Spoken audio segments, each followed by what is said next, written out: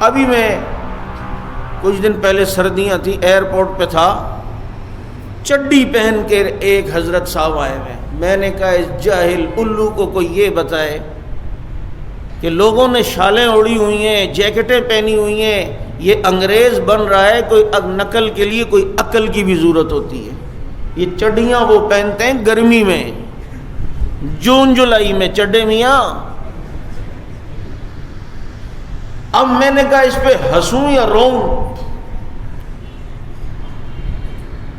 تو یہ حال ہے ان قوم. اور صبح ابھی سورج نکلا نہیں تھا، اس وقت میں جو ہوں ایئرپورٹ پہ میری فلائٹ تھی تو میں پہنچا ہوں، اس وقت حضرت چڈا پہن کے آئے. میں نے کہا اندر سے پھڑ پھڑ کر رہا ہوگا، لیکن اب اپنی وہ صبح کی بچانے کے لیے جو ہے وہ کہ جناب لوگ کہیں گے کہ آ گیا ہے اور اس کو اتنا نہیں پتا تھا، بالکل ریلیکس ہو کے بیٹھنے کی کوشش کر رہا ہے. لیکن اندر سے جو ہو رہا ہوگا وہ بھی جانتا تھا اور دنیا بھی دیکھ رہی تھی اور لوگ ہنستے ہیں. تو اس لیے جب آتا نہیں ہے تو نہ کرو.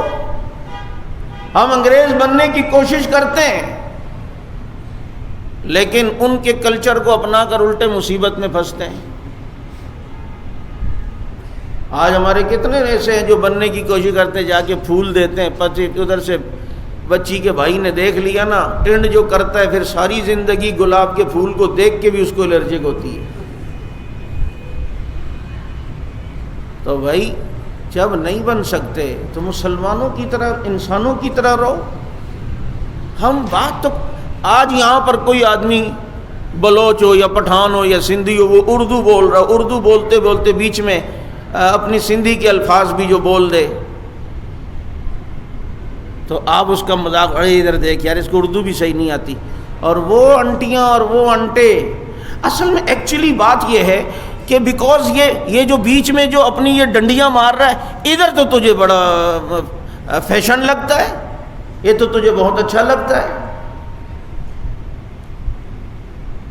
اس دن میرے ساتھ ایک ساتھی تھے، ہم کہیں تھے، کوئی صاحب بڑے انگریز بننے کی وہ، لیکن جب اس نے اردو بولی نا بس ہم دونوں کی ہنسی نکل گئی. میں نے کہا بن رہا ہے بہت ذرا بابو، لیکن جب بولا ہے تو پتہ چل گیا کوئل نہیں ہے، کوا ہے.